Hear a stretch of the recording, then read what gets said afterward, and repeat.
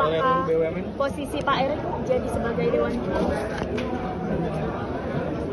Jadi apa? Erik kan Menteri BUMN. Di dalam BP Danantara itu sebagai apa? Kan katanya isunya sebagai Dewan Pengawas BP Danantara. Dewan Pengawas atau apapun itu nanti akan ditetapkan oleh Presiden. Sehingga siapa yang akan ditetapkan kita belum tahu pada saat ini. Demikian. BUMN yang masuk ke Danantara apa aja? Ya itu kan semua BUMN untuk apa namanya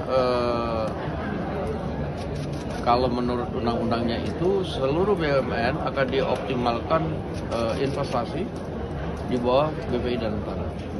Jadi semua asetnya Bang akan dialihkan ke Danantara. Jadi begini, nanti kita undang-undangnya biar keluar dulu, PP-nya keluar dulu, baru nanti supaya jelas. Kalau sepotong-sepotong, nanti takutnya pemahaman terhadap undang-undang BUMN ini akan menjadi kabur. Gitu. Karena dari semalam ini banyak sekali ada draft-draft yang bukan kita bahas. Nah, sehingga saya mengimbau kita tunggu ini sebentar lagi diundangkan dan PP-nya jadi, baru kemudian kita akan keluarkan supaya tidak menjadi rancu di masyarakat. Demikian. Termasuk kekhawatiran investor sendiri Pak terhadap adanya RUU BUMN. Nah justru itu supaya investor nanti akan melihat dengan jelas setelah RUU ini atau disahkan atau diundangkan. Efisiensi pembentukan Danantara sebesar 1.000 triliun itu gimana Pak? Kok efisiensi? Ya ada isu seperti itu, sebuah badan pengelola ya. Nggak ada efisiensi 1.000 triliun. Makanya saya bilang nanti lihat aja undang-undangnya supaya nggak meraba-raba sehingga pertanyaannya kayak begini kita bingung jawabnya. Bang, sedikit soal perubahan tatip ini Bang, ini kan bisa mengevaluasi mitra pejabat yang dipilih lewat lewat fit and proper di DPR. Ini apakah cukup Bang Bayung hukumnya untuk mengevaluasi itu lewat tatip Bang?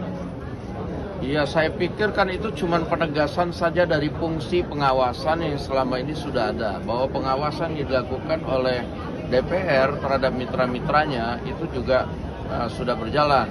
Nah, namun kita tegaskan lagi bahwa dalam keadaan tertentu hasil fit and proper yang sudah dilakukan oleh DPR bisa kemudian dilakukan evaluasi secara berkala untuk kepentingan umum justru begitu.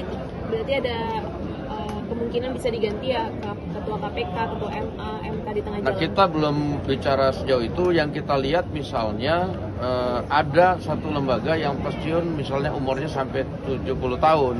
Nah, dan dia di situ sudah menjabat selama 25 tahun.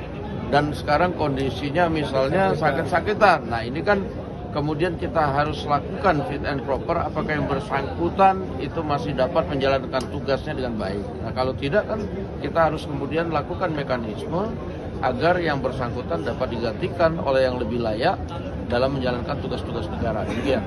Pak, soal pemerasan warga Cina Pak oleh petugas imigrasi dan Menteri Mipas juga sudah ditindak sama Menteri Hukum. Ya, itu sudah dipecat. Ya sudah ada tindakan. Jadi itu bagus. Contoh buat yang lain, era sekarang di zaman Pak Prabowo sudah tidak bisa main-main. Jadi kalau main palak, main peras-peras begitu, ya konsekuensinya akan dipecat. Jadi ini pelajaran buat yang lain dan seluruh institusi.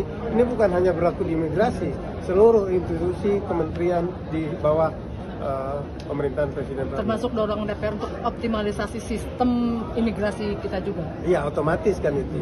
Imigrasinya memang harus kita optimalisasikan.